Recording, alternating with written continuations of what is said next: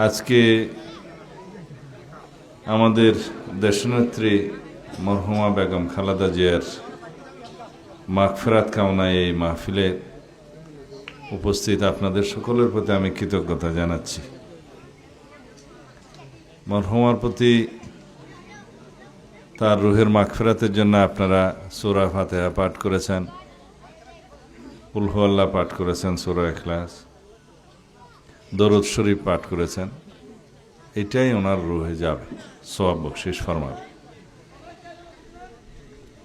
আপনাদের সবারই দিলের মধ্যে দেশনেত্রী বেগম খালেদা জিয়ার জন্য আপনাদের মায়া আছে, দরদ আছে, দোয়া করেন, আমরা জানি। দেশনেত্রী বেগম খালেদা জিয়া আজকে আমাদের মাঝে জীবিত নেই, কিন্তু একথা সত্য, তার মৃত্যুর পরে এদেশের সকল মানুষের অন্তরে, সারা বিশ্বের সকল গণতান্ত্রিক কামী মানুষের অন্তরে তিনি স্থান পেয়েছেন। তিনি সকলের অন্তরের দোয়া পেয়েছেন। এদেশের নির্যাতিত, নিপীড়িত সকল মানুষের দোয়া তিনি পেয়েছেন। সারা বিশ্বের মধ্যে এ পর্যন্ত ইতিহাসের সর্ববৃহৎ জানাজা তার নসিব হয়েছে, আলহামদুলিল্লাহ। এতেই প্রমাণ করে তিনি এদেশের মানুষের কত বেশি প্রিয় ছিলেন, এদেশের মানুষ কত বেশি তার উপর আস্থা রাখতেন, ভরসা রাখতেন।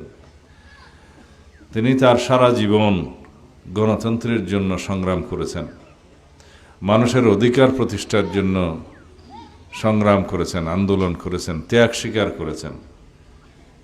তার সন্তান হারিয়েছেন, স্বামী হারিয়েছেন, সব কিছু হারিয়েছেন, কিন্তু পেয়েছেন এই দেশের মানুষের ভালোবাসা, আস্থা। অর্জন করেছেন এই দেশের মানুষের গণতান্ত্রিক অধিকার, আদায় করেছেন এই দেশের মানুষের ভোটের অধিকার, এদেশের মানুষের স্বাধীনভাবে সার্বভৌমত্ব বজায় রেখে এই বাংলাদেশের ভূখণ্ডকে সারা পৃথিবীর সামনে মর্যাদাকর অবস্থানে নিয়ে যাওয়ার তার যে আকাঙ্ক্ষা, সেটা পূর্ণ করেছেন। আমরা সবাই যতদিন বেঁচে থাকব, ইনশাআল্লাহ তার এই ত্যাগকে স্বীকার করব, মূল্যায়ন করব। এদেশে যতদিন এদেশের মাটি, মানুষ থাকবে, এদেশের অস্তিত্ব থাকবে, ততদিন দেশনেত্রী বেগম খালেদা জিয়ার অবদান এবং তার এই যে সংগ্রামের ইতিহাস মানুষ মনে রাখবে। এদেশের স্বাধীনতা, সার্বভৌমত্ব, গণতন্ত্র তার এই সংগ্রামের ফলে সুদৃঢ় হয়েছে।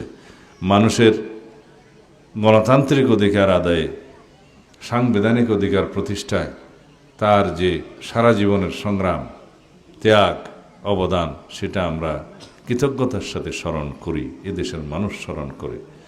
তাই তার এই শোককে আমরা শক্তিতে পরিণত করি, এবং সেই শক্তি শুধু সংকীর্ণ নির্বাচনের কাজে ব্যবহার করব না। আমরা তার এই শোককে শক্তিতে পরিণত করে এই বাংলাদেশকে, এই জাতিকে বিনির্মাণের কাজে আমরা প্রয়োগ করব, ব্যবহার করব, যাতে এই জাতি জানুক এই জাতি গণতান্ত্রিক অধিকারের জন্য ত্যাগ স্বীকার করতে জানে। এই জাতি করদ রাজ্য হওয়ার জন্য নির্মিত হয় নাই, সৃষ্টি হয় নাই। শহীদ রাষ্ট্রপতি জিয়াউর রহমান এই দেশের স্বাধীনতার ঘোষণা করেছিলেন, স্বাধীনতার জন্য যুদ্ধ করেছেন, এদেশের স্বাধীনতা অর্জন করেছেন। লক্ষ প্রাণের বিনিময়ে এদেশের স্বাধীনতা অর্জিত হয়েছে।